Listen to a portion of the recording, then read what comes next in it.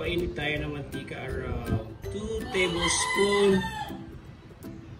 Ayan. This is around 1 cup of ginger po. So, nilagay natin dyan. At kapag na-fry na ng slight ang ginger, pwede na natin ilagay about 8 cloves of garlic. Ayan. Pwede na natin.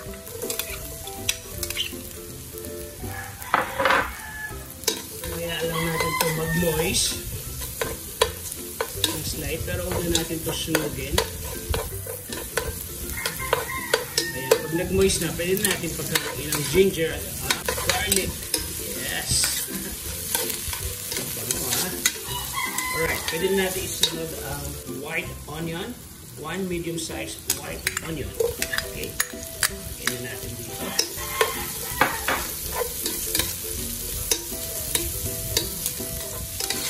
Guys, kung wala kayong white onion or brown onion, pwede din naman yung pula. Ha? Kasi mas malasa ang pulang onion, di ba? So, pwede yung gamitin. It's up to you guys. Alright. So, ngayon, moist na yung onion, pwede na tayo maglagay ng patis. Maglagay tayo muna about siguro mga 2 tablespoons lang muna ng patis. Ayan. 2 tablespoons na yan. Ayan. Make it 3 tablespoons. Hindi. Wow. So guys, naglagay tayo 3 tablespoons ng patis. Bali, ang ginawa natin, sinutay natin yung patis, di ba? Para lumabas yung kanyang lasa. Alright, maglagay na rin tayo ng about half teaspoon ng black pepper.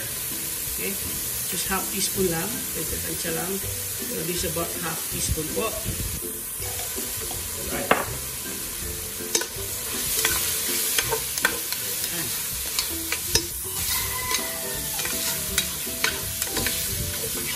Alright. So now, pwede natin isunod ang kamatis. At naglagay tayo ng 6 na maliliit na kamatis po. Sinet ko lang ang kamatis into 4 para hindi siya masyadong maliit. Okay? Ayan. So since ready na, pwede na natin lagay ang ating tahong. This is our tahong. This is about 1 kilo of tahong. Lagay natin. Habang ginigisa natin to, nagpakulo na rin ako ng tubig para mas mabilis ang ating galawin, di ba?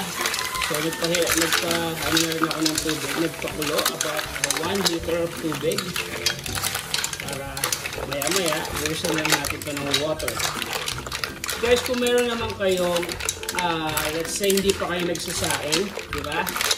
At yung pinaghugasan nyo ng bigas na pangalawa, pwede nyo itabi.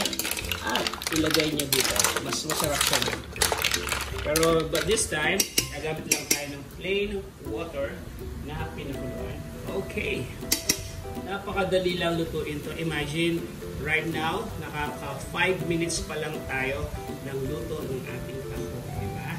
Balik isa-gisa lang hanggang sa ayan.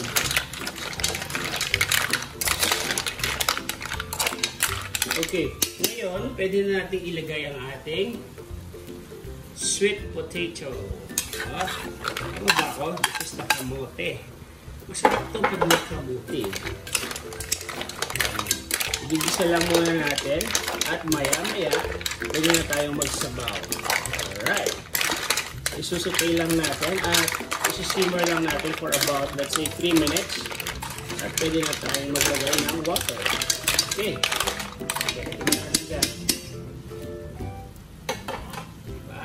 So easy, everybody. So after 2 or 3 minutes, balikan na natin at haluin lang muna natin. Ayan. Sarap nito, guys. So ngayon, pwede na tayo maglagay ng water. I think this is about 1.5 liters. Okay? So tantansyahin muna natin. Baka kasi sumobra yung ating sabaw, mawawala ng lasa. Alright, tamang-tama. This is 1.5 liters. So, yan yung pinakasabaw natin, guys. Nagpakulo na tayo para at least mas mabilis ang ating pagluluto. Diba? Pero kung wala naman kayong kettle or wala kayong ano, pwede na naman na kahit hindi na mainit at hayaan nyo lang kumulo dyan. Pwede din naman yun. But this time, this is the quickest way. Let's say nagmamadali na kayo't lahat. So yun yung quickest way. Pakulo na kayo ng tubig bago pa man kayo mag-isa separate. Okay? Para at least, ayun, mabilisan na lang. So ngayon, ilalagay tayo ng spring onion. At hayaan lang natin itong kumulo muna. Hindi pa rin natin natitikman ang ating niluluto, guys. So hayaan lang natin itong mag-simmer muna at mamaya. At mamaya titikman natin. Check natin kung ano pa ang kulang. So after 10 minutes, balikan natin. Tignan natin kung I think this is almost done. So ngayon, ang gagawin natin, guys, titikman natin kung ano ang kulang sa ating niluluto.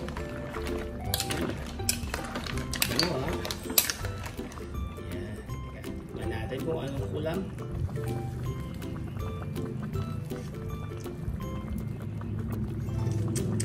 Okay.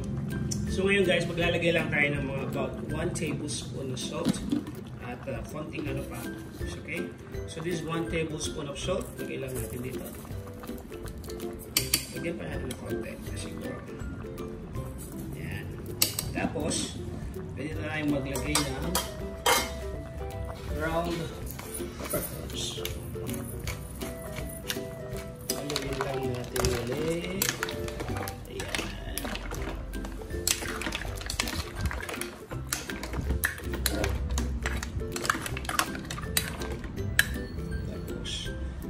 Kaya lang natin mag-simmer ulit for about 2 minutes. Tapos siguro okay na to. Pero tikman muna natin. Pwede na.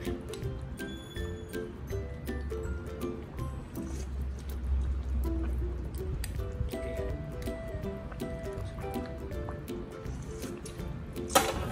Guys, pwede to lalo pag lagi umuulan, di ba? Masarap umikot ng sabaw. So isa sa mga sabaw na ating naisip kapag umuulan yung sabaw ng tahong, di ba? So easy lang. So now, meron na tayong tahong in ginger soup.